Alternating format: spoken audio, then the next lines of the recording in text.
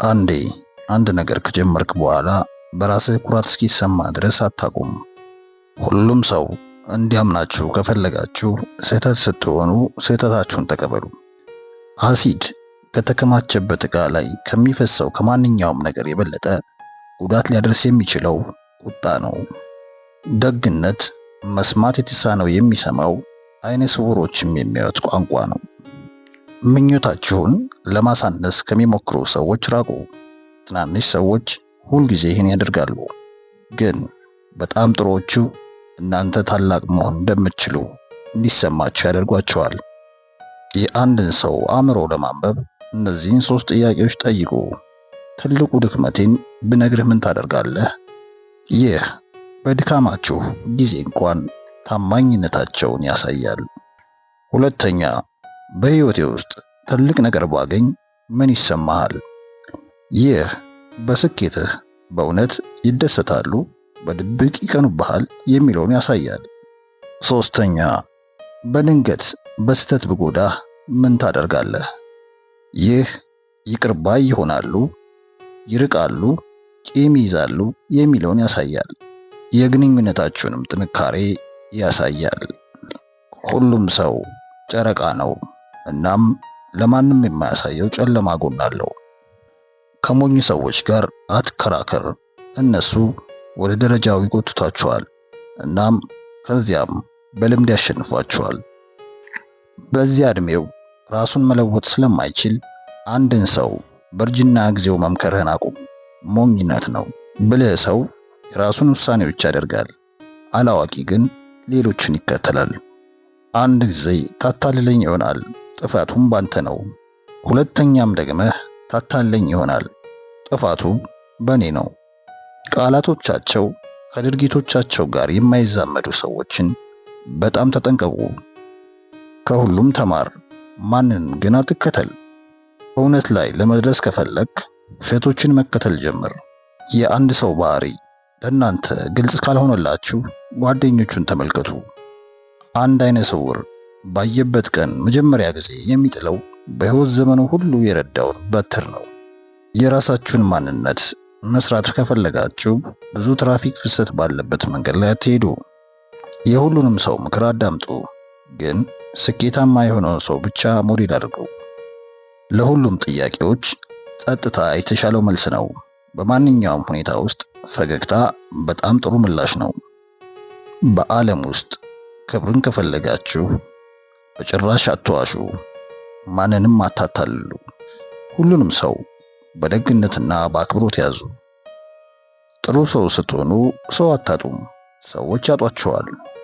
በምታስወግዱት እያንዳንዱ አሉታዊ ሰው ሰላማችሁ ይጨምራል። ሚስጥርህን ለጓደኛ ብትነግረው ጌታ ታደርገዋለህ። አንደበትህን ሳትጠቀም ስለ ሃይማኖትህ ለሰዎች ንገራቸው። ከዘመዶቻችሁ ጋር ብሉ፣ ጠጡ። ከማታውቋቸው ሰዎች ጋር ግን የንግድ ሥራን ስሩ። ቤቱን ከመምረጣችሁ በፊት ጎረቤታችሁን ምረጡ። ስለ ወደፊቱ ራዕይ የሌለው ሰው ሁልጊዜ ወደ ቀድሞ ይመለሳል። ሰዎች እናንተን መቆጣጠር በማይችሉበት ጊዜ እናንተን መጥላት ሊጀምሩ ይችላሉ።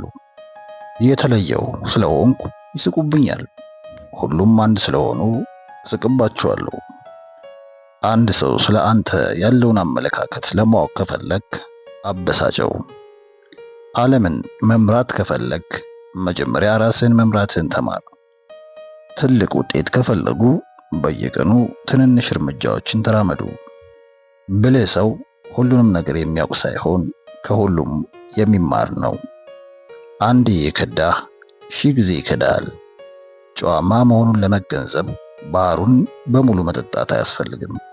ብልህ ሰዎች ችግሮችን አያስወግዱም፣ መፍትሄዎችን ይቀይሳሉ እንጂ።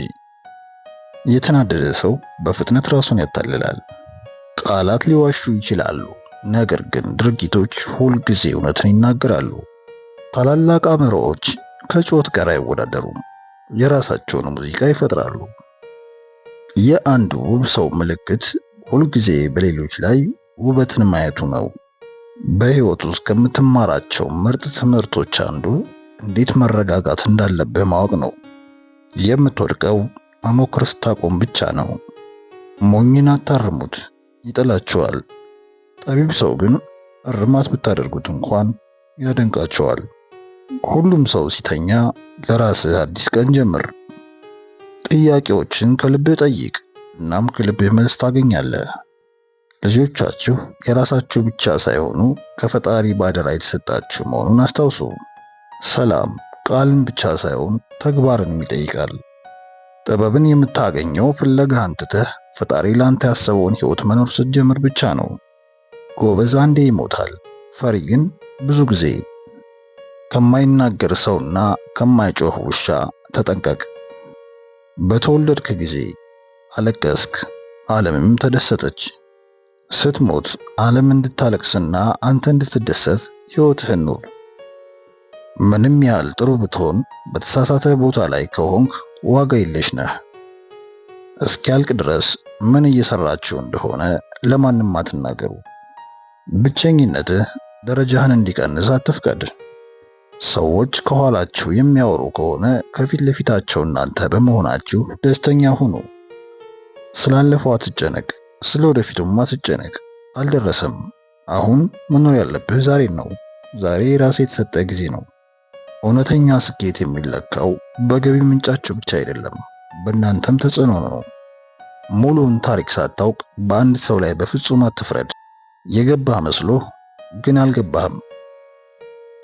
ሰዎች ለምን ሌላው እንደሚያከብሩና ለምን ደግሞ ሌላው እንደሚያዋርዱ አስቡ። ሰዎች እንዲያዋርዱና እንዲያቀሉ እስካልፈቀድክ ድረስ ማንም ሊያሳፍረና ሊያዋርድ አይችልም። የምትፈልገውን ሳይሆን አስፈላጊ የሆነውን ነገር ግዛ። ጎበዝ ሁን። ጎበዝ ባትሆንም እንኳን አስመስል። ማንም ልዩነቱን ሊያውቅ አይችልምና። ሁሌም ቢሆን ልታባክን የምትችለው ትልቁ ነገር ቢኖር ጊዜህን ነው። ጊዜህንና ቃልህን በዘፈቀደ አትጠቀም። ሁለቱም ሊመለሱ አይችሉምና። ችግር ፈጣሪና ጠበኛ አትሁን፣ ምክንያቱም እንደዚህ አይነት ሰዎች መቼም ቢሆን ከልመና አይወጡምና። ራስህን መቻል ከፈለክ መጠነኛና ጨዋነት የተሞላው ሕይወትን መምራት ጀምር። አስታውስ፣ ድህነት የሚመጣው ሀብትን በማማከን አይደለም፣ ምኞትን በማብዛት እንጂ። አንድን ሰው ስለተከሰተብህ ችግሮች እንዲያማክርህ ለመጠየቅ ዝንባሌው ካደረብህ በመጀመሪያ ያ ሰው የራሱን ችግሮች እንዴት እንደሚቆጣጠር ተመልከት። እንደምትፈልገው መኖር ካቃተህ እንደምትችለው መጠን ኑር። በምትቀልደው ቀልድ ተጠንቀቅ፣ በተሳሳተ መንገድ ሊረዱህ ይችላሉና። እውነቱን ለመስማት ፍላጎት ከሆነ ሰውየው በነጻነት እንዲያወራ ፍቀድለት።